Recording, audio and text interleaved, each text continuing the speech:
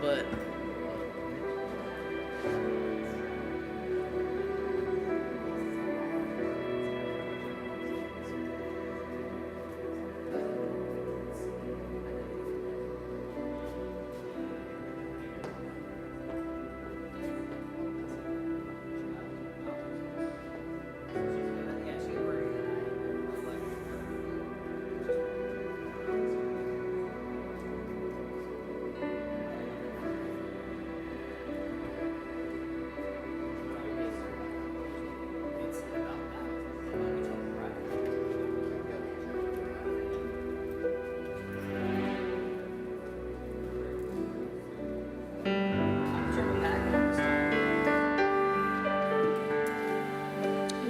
good morning, Union Church.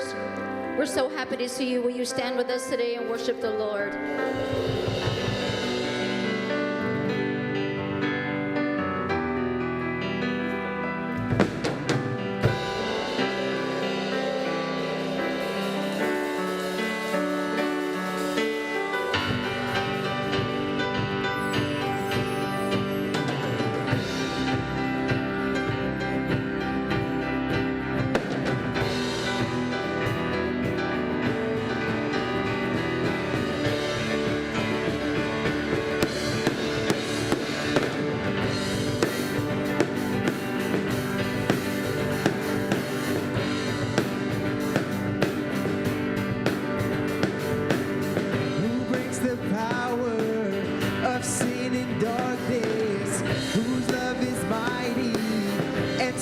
Stronger, the King of glory, the King above all kings,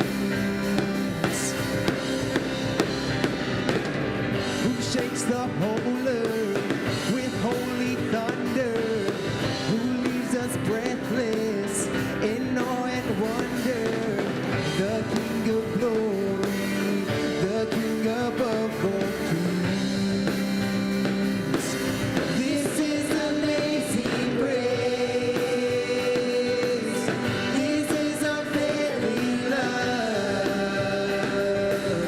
That you would take my place.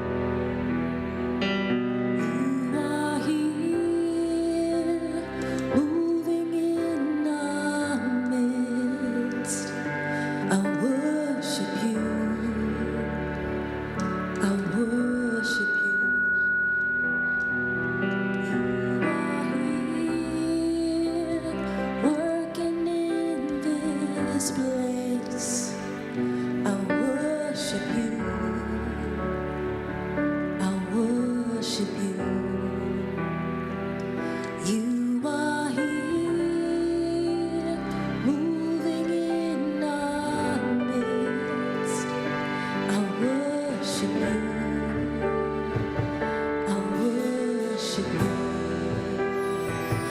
You are here, working in this place. I worship you. I worship you. 'Cause you are waymaker, miracle worker, promise keeper, light in the darkness. My God, that is who you are. And you are waymaker, miracle worker, promise keeper, light in the darkness. My God, that is who you are. Oh, you are here, touching every heart. I worship you. I worship you. You are here, healing every heart. I worship you.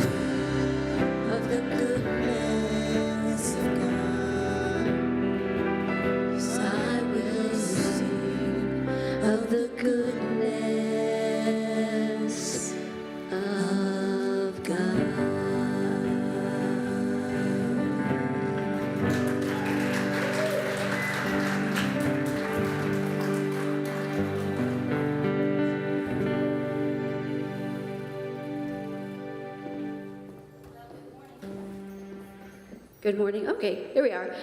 How are y'all? If y'all don't know me, my name is Leslie Morrison. I am Pastor Eddie's wife, and he wanted me to come up and just talk to you really quickly before I sing a song. He asked a couple weeks ago, I had asked to talk to the teenagers, and they had just finished school, and I just felt led to talk to them because they're going through a lot right now. The school's ending, some have graduated, and everyone's asking them, what are you going to do now? What do you want to be? Where are you going to go? Blah, blah, blah. And some kids know, and some kids don't. I was one of those kids that didn't know what I wanted to do. I didn't even think about what I wanted to do once I finished high school. I just wanted to get through high school. So, quick, real small, short story. I was in a relationship in high school for like 2 years, and about 2 weeks before prom, he broke up with me. But I still made him take me to prom, but he broke up with me, and this person I was with, he was going to the military, and I was like, I'm gonna be a military wife. That's what I'm gonna be. Like, I didn't think of a job. That's what I'm gonna do. I'm gonna be a military wife. I'm gonna have military kids, and that's gonna be my life. Didn't look past that. So once he broke up with me, like, all my plans were like done, shattered. Okay, I don't know what to do now. So I'm originally from Texas, and my dad lives there. So I moved to Texas, and I'm like, I'm going to stay there for a while, see what happens. Did nothing with my life for about a year.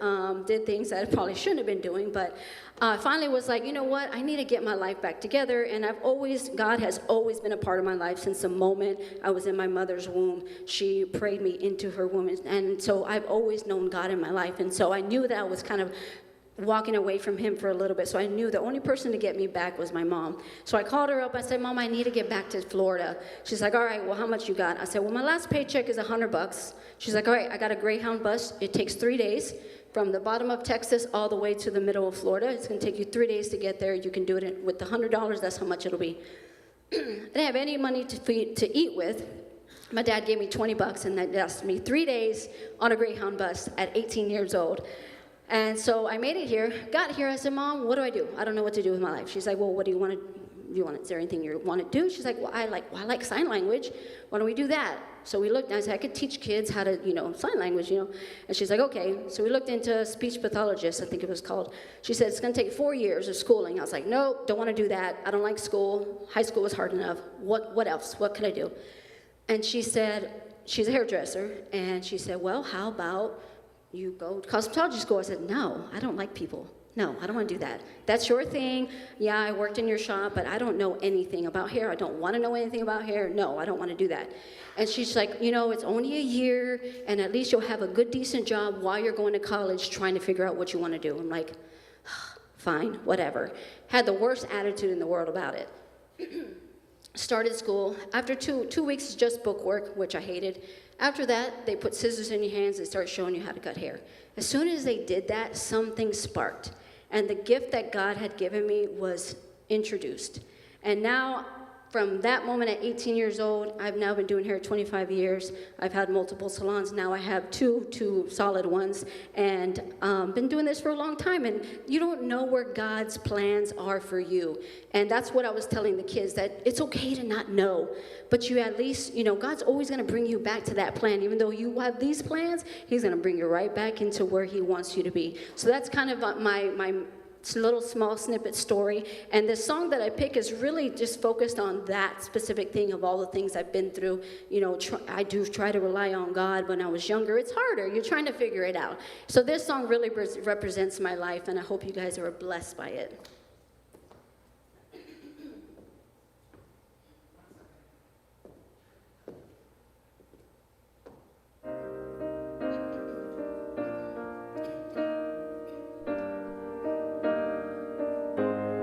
I'm so confused. I know I heard you loud and clear, so I followed through. Somehow I ended up here.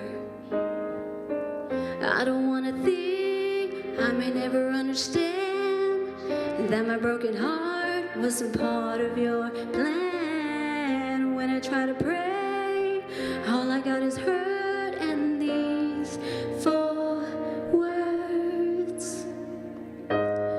Thy will be done. Thy will be done. Thy will be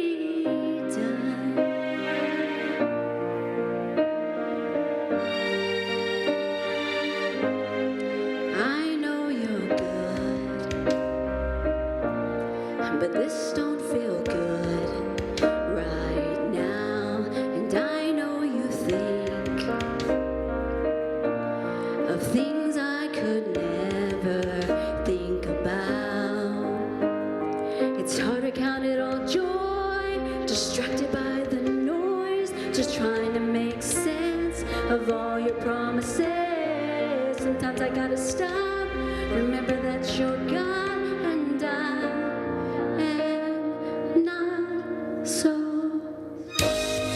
Thy will be done, thy will be done, thy will be done. Like a child on my knees, all that comes to me is thy will be done, thy will be done, thy will. I know you see me, I know you hear me, Lord. Your plans are for me, goodness you have in store. I know you hear me, I know you see me, Lord. Your plans are for me, goodness you have in store. So thy will be done, thy will be done, thy will be done. Like a child on my knees, all that comes to me is thy will be done, thy will be done, thy will be done.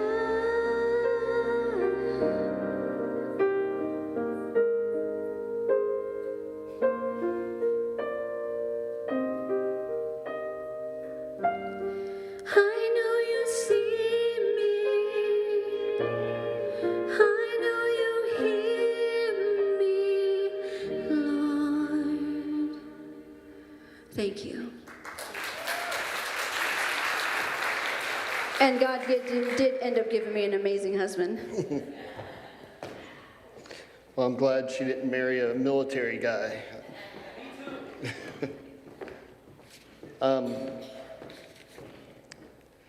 Last night, Leslie told me that she could barely even talk. She was getting sick, her throat was hurting. So thank you for your testimony, for who you are. I am very blessed. That song reminded me of a passage in the Bible. It's not part of my message, but there's a part of the Bible where Jesus was teaching and he was healing. He was in a town, and the little children, a child ran up to him, and the disciples were trying to get the children away to protect the Messiah, that he's got things to do. I'm ringing. Is there a reason for that? They were trying to protect him, get the little kids away from Jesus. And Jesus grabs one of the little kids and puts him on his lap, and he says, the kingdom of God is like this. He said that we will not get to heaven unless we become like little children. And that song just reminded me of that, of our faith like a child. Do we have faith like a child? And sometimes I don't. I think like an adult, or I think like my past experiences. But what does a child do? A child just trusts God, or a child just trusts their parents. Why? Because they don't know any better. They just blindly trust their parents, that their parents have the best for them, that they have the best plans for them, that they're going to protect them and take care of them, that they're going to feed them and clothe them. The children don't know any different. They just trust. And God just wants us to be like that, where we just have that blind faith and trust in the one who sees it all. There's a verse in the Bible, and it's probably most of your life verse, or if it's not your life verse, you probably have it up in your house on the wall somewhere. on a pillow, on a shirt, Jeremiah 29:11. And when Leslie was giving her testimony to the kids, she told the kids that her mom had, in her class ring, had inscribed it in there, engraved inside of it, Jeremiah 29:11, which we pretty much all know it, but it says, "For I know the plans I have for you. For I know the plans I have for you, declares the Lord, plans to prosper you and not to harm you, plans to give you hope and a future." It's kind of like as a parent, we'd say, I know I have the plans for my children. I got plans for them. I have hopes for them. I'm gonna protect them. I'm gonna watch over them. I'm gonna make sure that they're okay. And if we do that as a parent, how much more will God do that for us? Because God is crazy about us and God loves us and He sees us as His children and He loves us no matter what. When I'm a knucklehead, God just still has a smile on His face and He still loves me. And He says, I know, Eddie, I know you're a knucklehead, but I can't get the smile off my face. I love you no matter what. God loves you no matter where you're at, no matter where you've been, no matter what you've done. God is crazy about you. And I want you to hear that today. If you don't hear anything else, I want you to speak that and remind yourself and tell yourself that over and over and over again until you believe it, that I am loved by the Creator. I am loved by God. I am a child of God. I love my kids. I'm crazy about my kids. I would do anything in the world for my kids. No matter how many times they mess up, I still love my kids. And that's how God sees you, but 10 times more.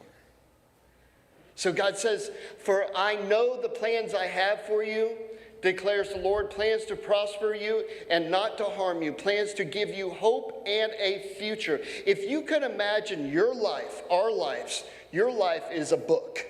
And basically it is. Your life is a book.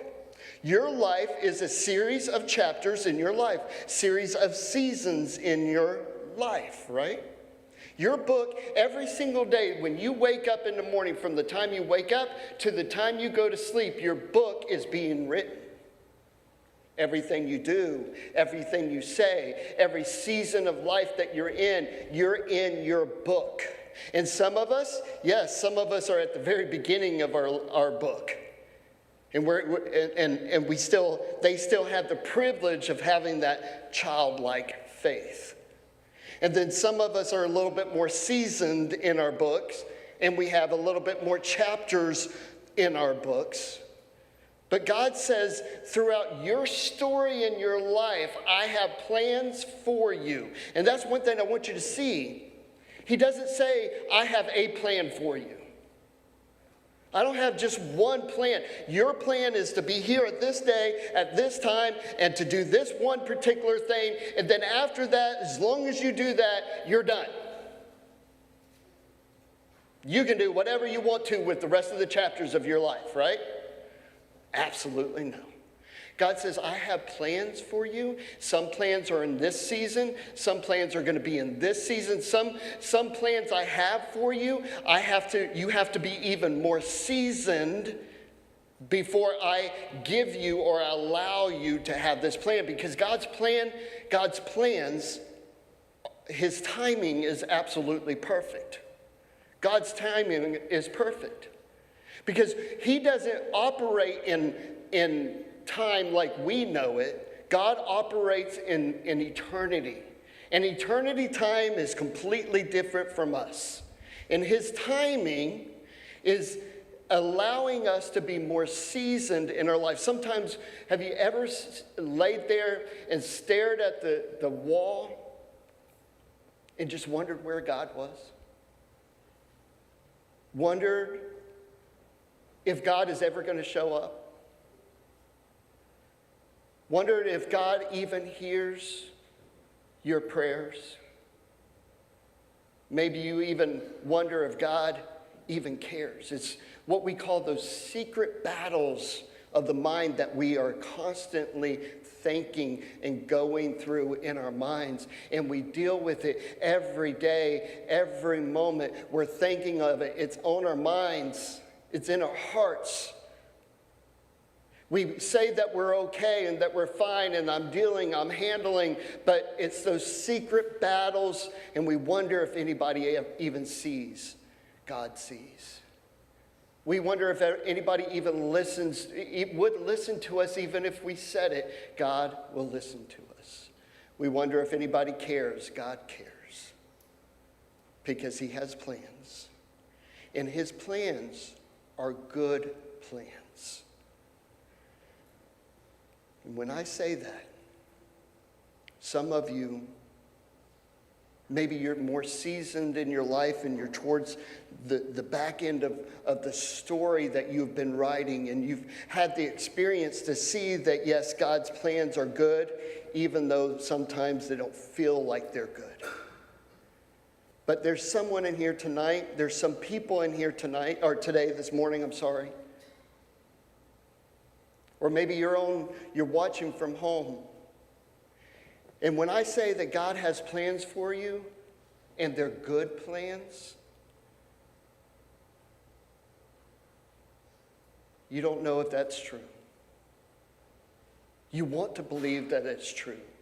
You want to have that childlike faith and say, I know that God's plans are, no matter what I go through in life, I know that God's plans are good. But I just don't feel like they're good right now. Let me just give you a few things, and I hope that we can unpack this and help you see that God's plans for your life, that your life is not over, no matter what you're dealing with and no matter what you're struggling with, God's plans are still in motion for your life, and they're good plans. First of all, he knows, the Bible says in Jeremiah 29:11, he says, I know the plans I have for you, declares the Lord. It doesn't say in Jeremiah 29:11 that you know the plans that you have for you, or you know the plans that God has for you in your life. It doesn't say that you know it. God says, I know the plans I have for you. Why doesn't God sometimes, he doesn't always keep his plans from us? Some of you know it right away and you say, that's it, that's God. And I'm stepping out in faith. Skylar Morrison, listen to me. Yes, I will call you out on stage. But there's times when God doesn't give us the plans. He doesn't consult us with the plans that he has for us. Because he knows that some of the plans are too hard. And we might check out and say, God, nope, I'm sorry. Take me in a different direction because I don't want to go through that. I don't want to go through those seasons in life. I don't want to go through that chapter in life. God, can I just skip that chapter, please? But God says, I know the plans I have for you, and you cannot get to here until you go through here. Because this is part of the plan. God is not trying to bury you, even though you feel like you're being buried. Maybe God is simply just planting you. And he wants you to stay still long enough to grow roots so he can do something miraculous with your life. God doesn't tell us the plans because there's ups and there's going to be downs. One time we were taking our kids on a cruise. It was unfair. We had just taken the church on a cruise. My wife and I, we had the privilege of taking them, a group of adults on a cruise. It was like a 7-day cruise. It was a long cruise, and we came back, and our kids heard and saw the pictures, and they were jealous. And then we decided we were going to do a cruise with the young adults group that we were teaching at the time. And that young adults group wanted to go. We took probably 10 or 15 of them, and we went on a shorter cruise. It's like 5 days or so. And our kids even got even more jealous. And we thought, my wife and I, we talked about it. We thought, you know what? It would be cool to take our kids on a cruise. But we didn't tell our kids right away, or we didn't tell our kids at all that we were taking them on a cruise.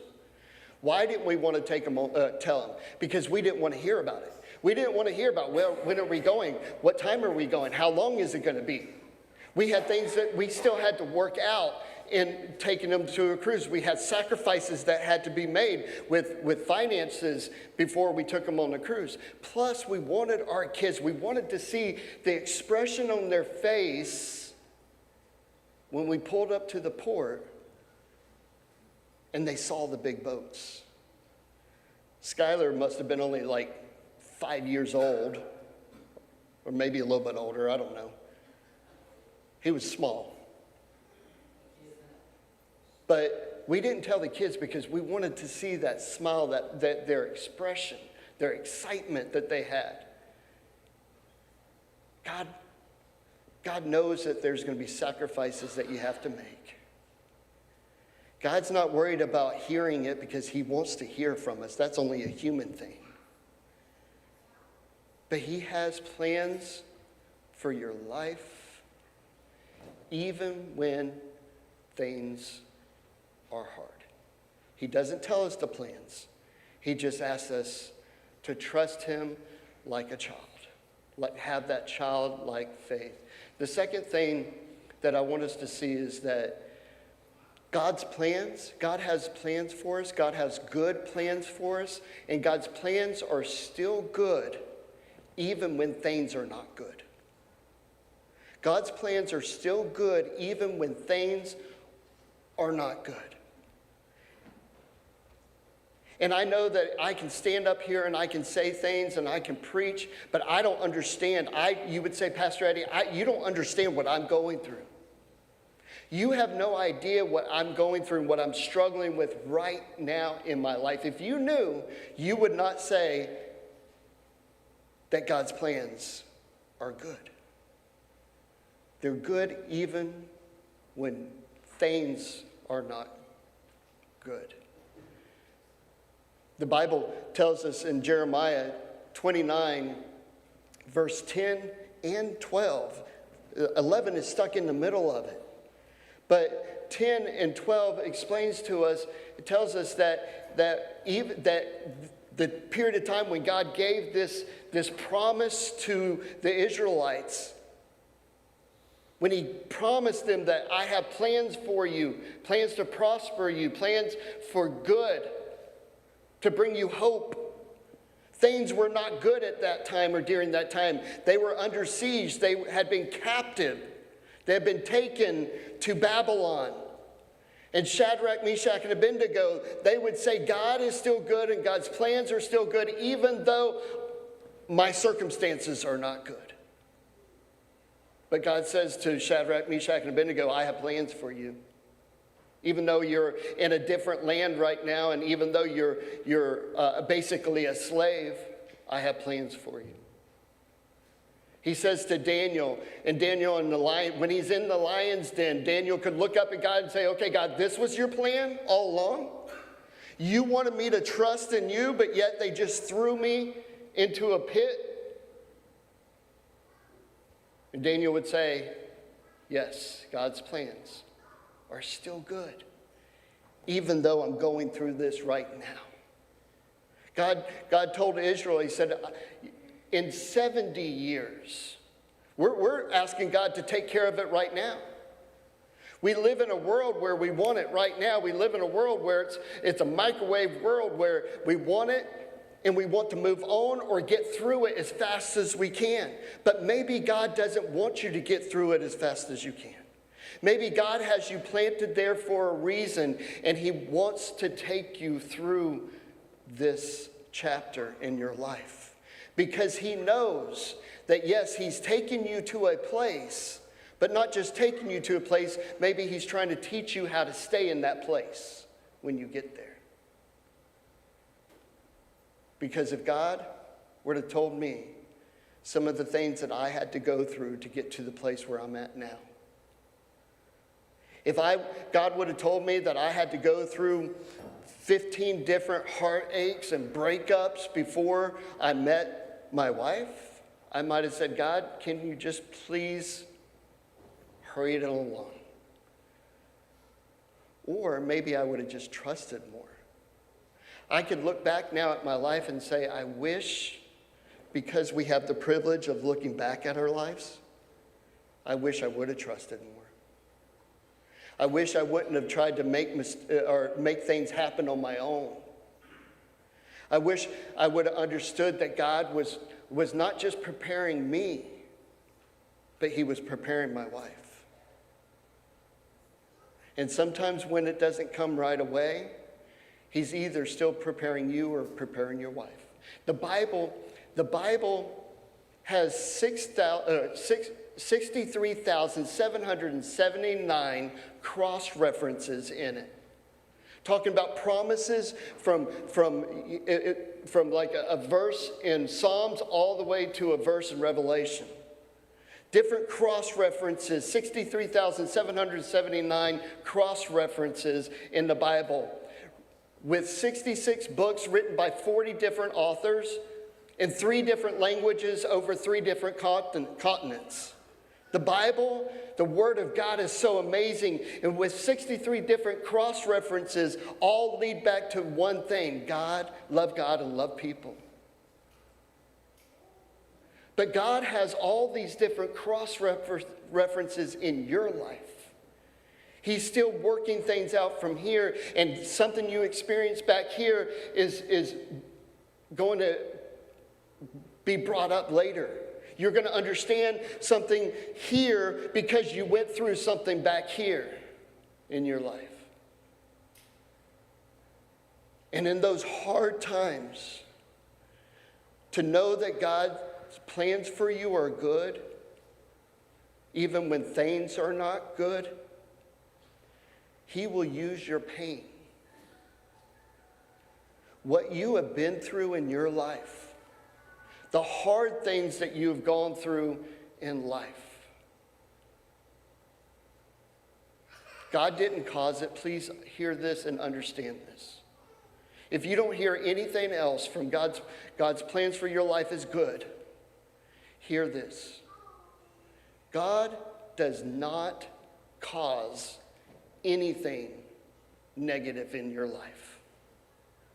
God does not cause anything that happened that's bad in your life.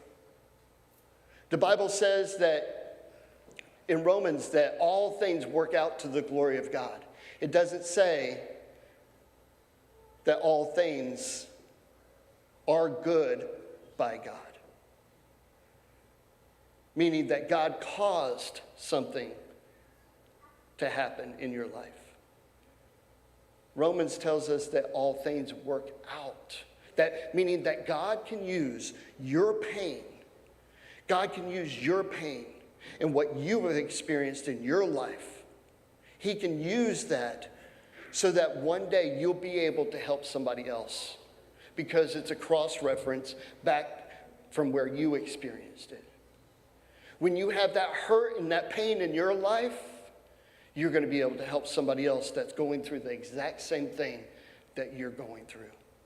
And you're going to be able to speak into them that your life is not over. Even though it feels like your life is over, you feel like you want to just lay in bed all day and not get up. You feel like it's hopeless and life is hopeless.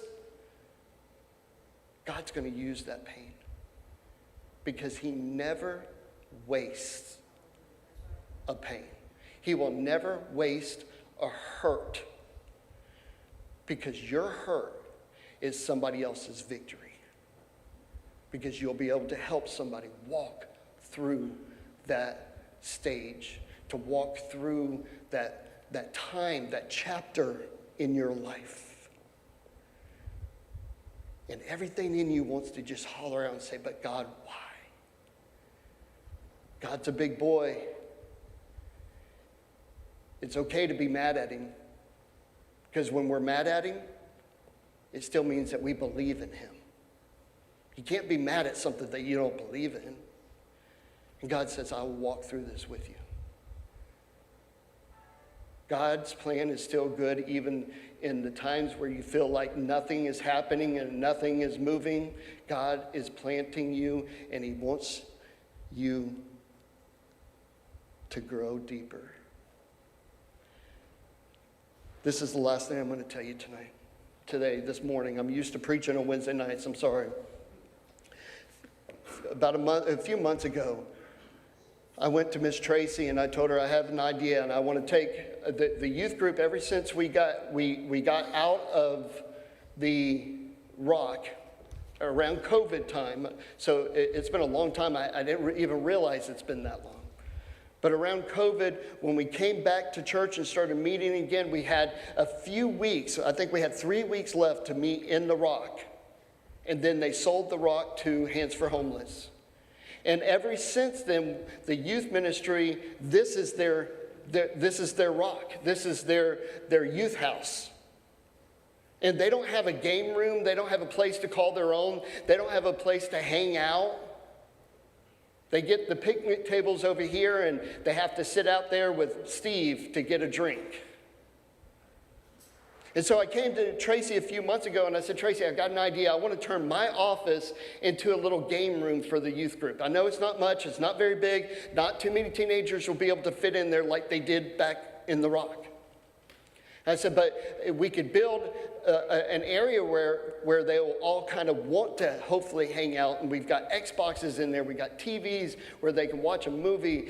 We've got games and things. It'll be a place where they want to hang out. And Tracy said, yes, let's do it.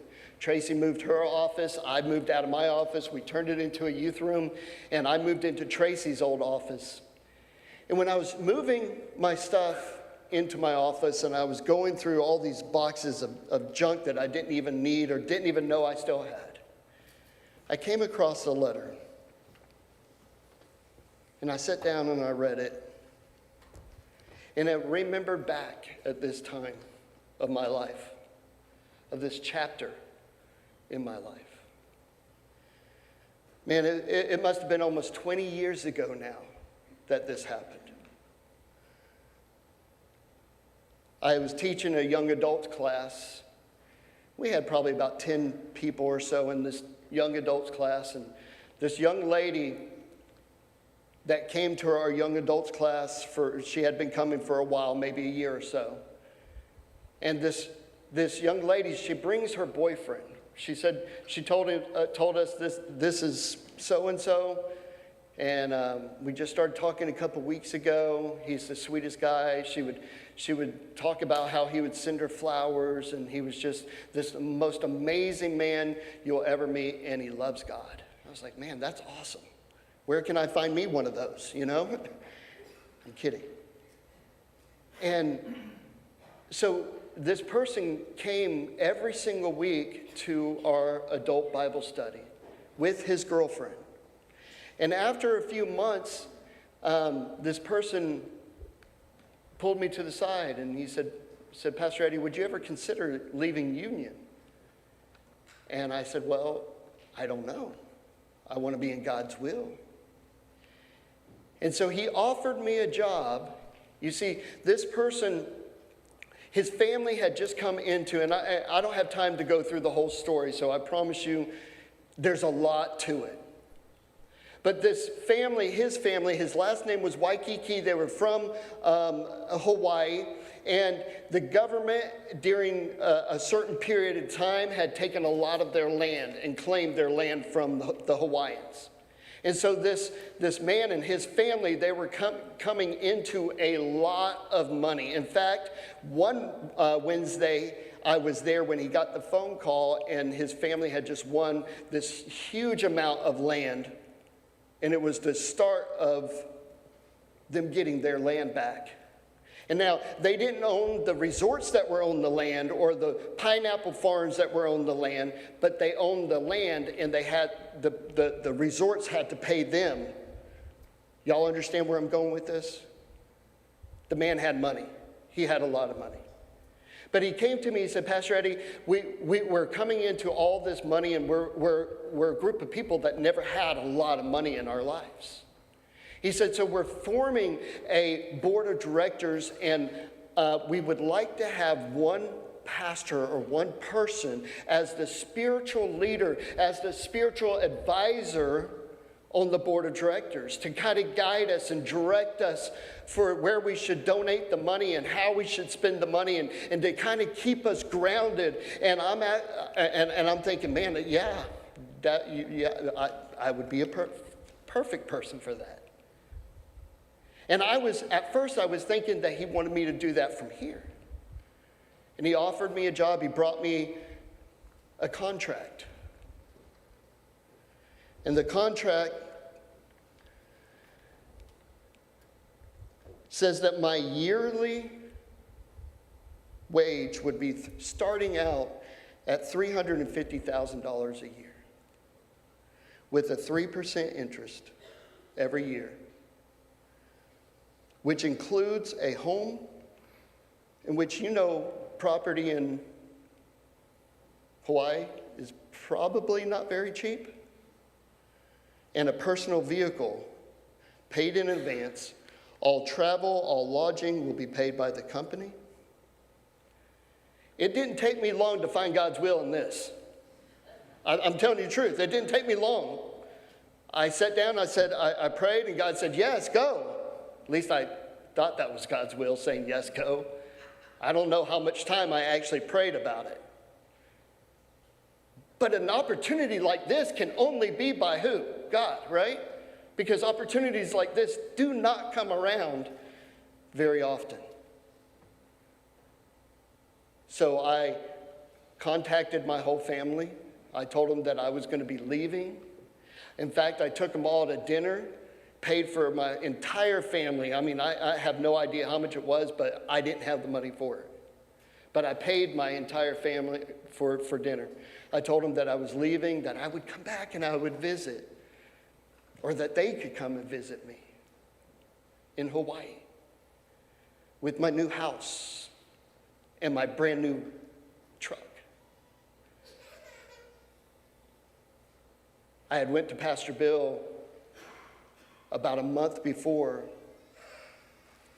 my last Wednesday or my last day at the church at Union.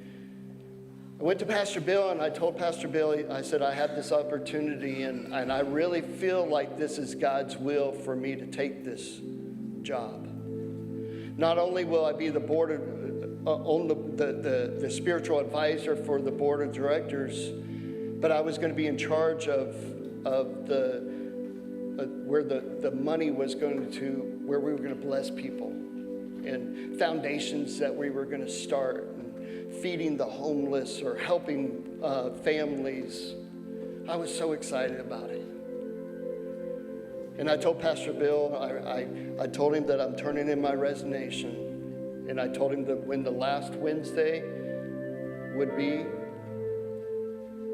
And Pastor Bill, in all of his wisdom, he told me, he said, Eddie, why don't you just take an extended vacation from here? He said, why don't you go over to Hawaii and give it a month or two? He said, I'll even give you 3 months over there.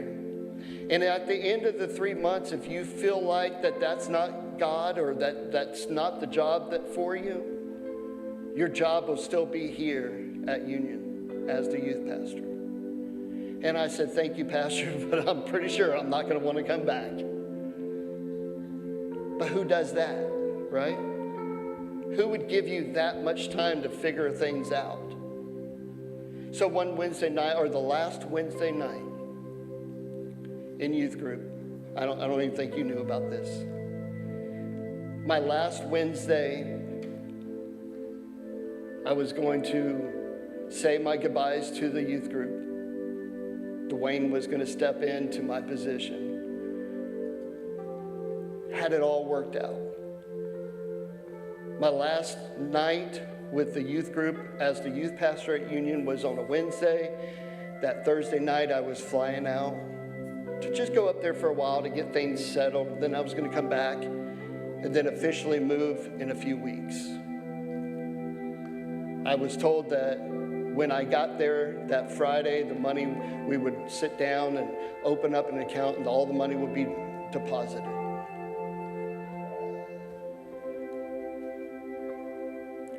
Five minutes before youth group started, that Wednesday night, I had a lady come into my office over to the Rock. One of my teenagers or one of my leaders brought this lady to me and said, Pastor Eddie, she needs to talk to you. And I said, well, can it wait till afterwards? I thought it was one of my kids' mothers that needed something. I'm like, well, look, I'll have somebody talk to you. Maybe I'll call you back tomorrow. And she said, no, I really need to talk to you right now. So I pulled her into my office. We sat down. And she said, I think my husband has just come into a lot of money. She said, we have 3 kids together, and he's from Hawaii. She said, I think he's cheating on me.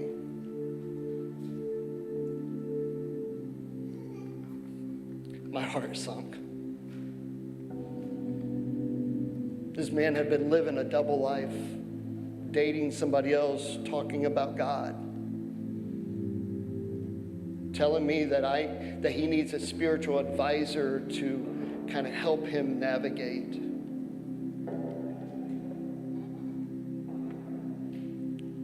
And I told her, I said, is his name Mr. Waikiki? And she said, yes. I said, yes, ma'am, he is dating somebody else. Yes, ma'am, he is planning on leaving. And yes, ma'am, he has come into a lot of money. She left. I tried to put a smile on in the youth group that night. I even tried to justify with God that God, maybe somebody like this really needs the spiritual advice. But how long would that have lasted? He wouldn't have listened. I would have moved. And I would have missed my purpose. I would have missed God's plan for me here. So when I found this, when I was going through my office, I sat down and I read it. It was on Wednesday. And that same night, I came into youth group and with this kind of on my mind a little bit.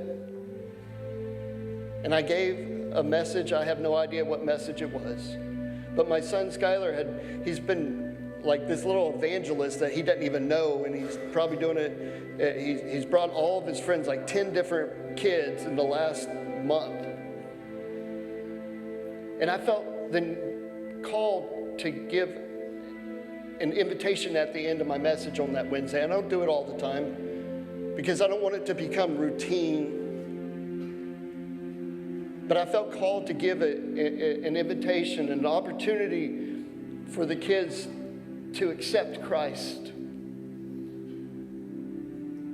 And I did. And as the Baptist in me, I asked them to lift up their head if they prayed that prayer, and knowing that there's no power in the prayer, but it's from your heart to God's heart, putting your trust in Him. And almost every single one of those kids on the back row lifted their head and said, yes, yes, I just gave my life to Christ. And I couldn't help but think, if not for anything else, I was there for that. And I asked Miss Chris, I said, Miss Chris, how far back do you have kids, teenagers in our youth group? And she said all the way back to 2009 or so. And I asked Ryan, I said, can you just throw some pictures up here? This is what I would have missed. I would have missed all these kids God's plans are not necessarily the plans that we have or the way that we want life to work out. Sometimes following God's plans and trusting God's plans are trusting the hard times. The times where we can't understand it, we don't comprehend it. But God says, I will show you what I can do if you just give me your hand. Isaiah 41:13 says, I am the Lord, for I am the Lord your God who takes hold of your right hand and says yes, and says to you, do not fear, I will help you. God's plans are good, but God's not worried about his plans. He's worried about your hand. Would we be willing to just say, God, I don't know. I have no idea how my life is going to turn out. I don't know what the chapters are going to be. I don't even know how I'm going to get through some of these chapters in my life where I don't even want to get out of bed.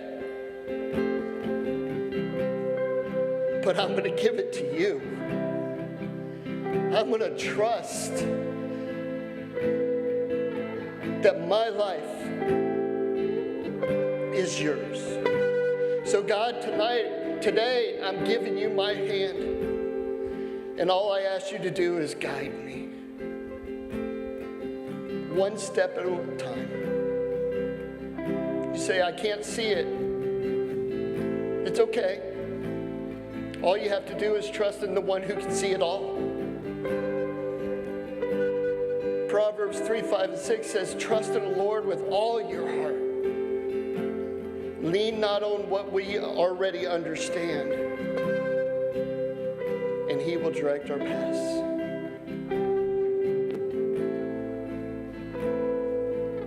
This altar is open to you today. You say, Pastor, say, God, I don't know. I don't know how my life's going to turn out.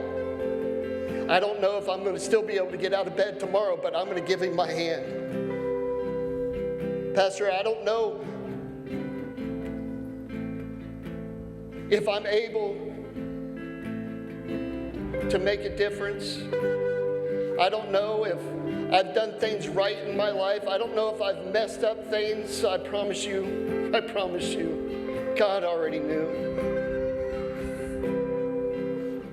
And the end of your story is not already written.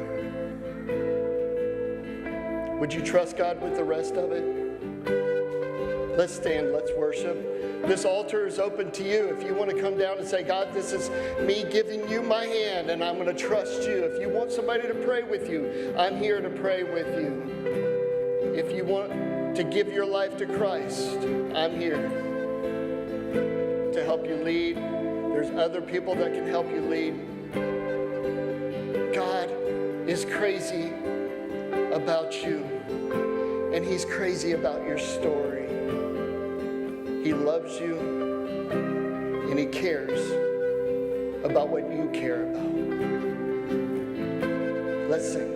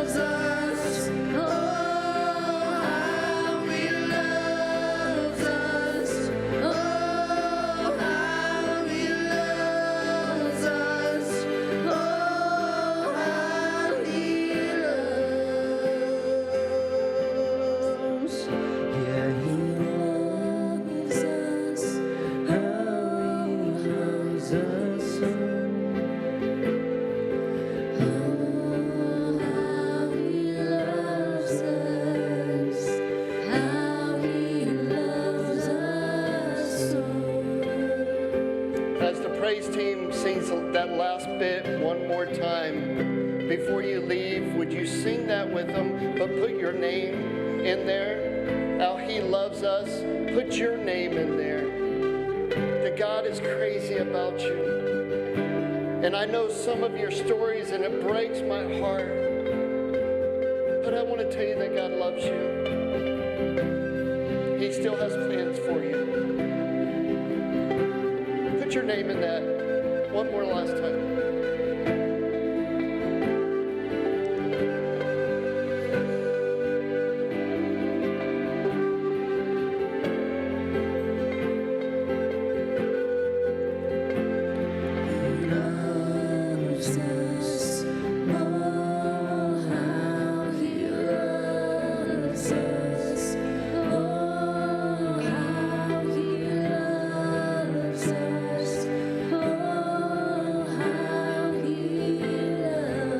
Sing this right here. Yes, he loves me. Oh, how he loves us. Oh, how he loves us.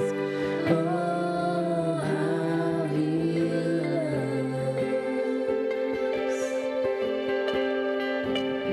Amen. God bless you. We so grateful that you came today. Please come back next week. Bring somebody with you. Let God's hand direct you all week long. If God has blessed you and you want to help bless us as the church to be able to continue to do his mission and his ministry, there's boxes in the back, offering boxes. If you're able to just give even just a little bit, it helps us to get through the summer. God bless you. We love you. We'll see you next week.